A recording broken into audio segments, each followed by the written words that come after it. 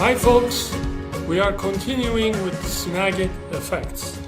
Now there is one thing I would like to emphasize before going any further, is the role of an eyedropper tool when you're picking colors. For example, let's say we are adding a border to our image screenshot, but we would like this border the same color as our main color on the palette.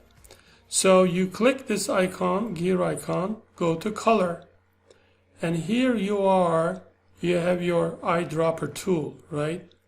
So if you bring it over the color, you want your border to imitate, to copy. You click the eyedropper tool. Now, as you can see, exactly this color is copied to the border.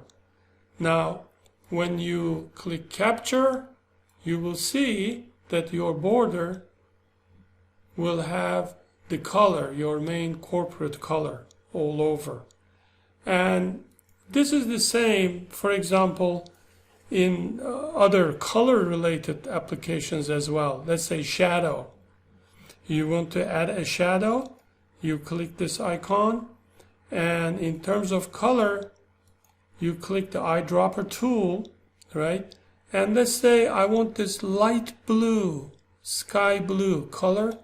I click it, and you can already see in this little preview that the shadow color is imitating exactly the color of my logo. So capture, and I select the area. Now you will see in editor that I have a very beautiful baby blue, sky blue shadow that is exactly the same blue in my logo. So don't forget to use the eyedropper tool when you're dealing with any color effects. Now, here I would like to emphasize the importance of scale image effect, which I use pretty frequently. Why?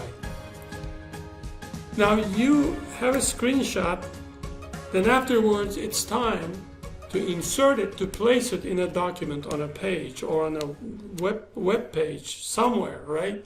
That's why you are capturing the image. Now the issue becomes, if your image is size A, but your page where you want to insert this image, it needs an image A/2, half in width of the image. So usually what you do, you capture an image, then you go to an image editing software like Photoshop, Illustrator, and you resize the image. So that's a second batch of work to do. Whereas in Snagit, you click this icon again, scale image. Now, Snagit offers you 4 ways to scale your image: by percentage, scale to specific width, scale to specific height, and scale to specific size. I usually prefer scale to specific width, let's say 600 pixels, because I know my image must be 600 pixels wide, not more than that, and no less. So because it's gonna exactly fit to my 600 pixel wide column. And this lock aspect ratio is important. I toggle it and select it, which means Snagit will automatically adjust the depth, the height of the image, and to make it proportionate and look nice. So after I make my selection, capture. Now, important thing is, it really does not matter much how wide my selection area is, because Snagit will automatically adjust it to 600 pixels. Here we go. And the resulted image is 600 pixels, as expected. Now, one thing you need to be careful in scaling image is if you select from the configuration window, if you select scale to specific size. Now, my width is 600 and height is 200. Let's say by mistake, error, I selected 100 and then I captured. Look what's going to happen now.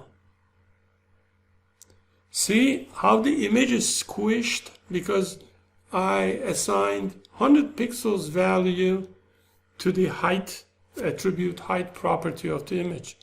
So this is why I do not use this scale to a specific size option because it's easy to make errors. But if I select either scale to specific height or scale to specific width, I know that Snagit will do the rest of the work, and it'll always give me an image that's not only at the desired width or height, but it is also proportionate and looks nice. So that's something I would recommend you to do when you're scaling an image. Do it only as with a specific width or with a specific height. Take care today, and I'll see you again tomorrow. Bye-bye.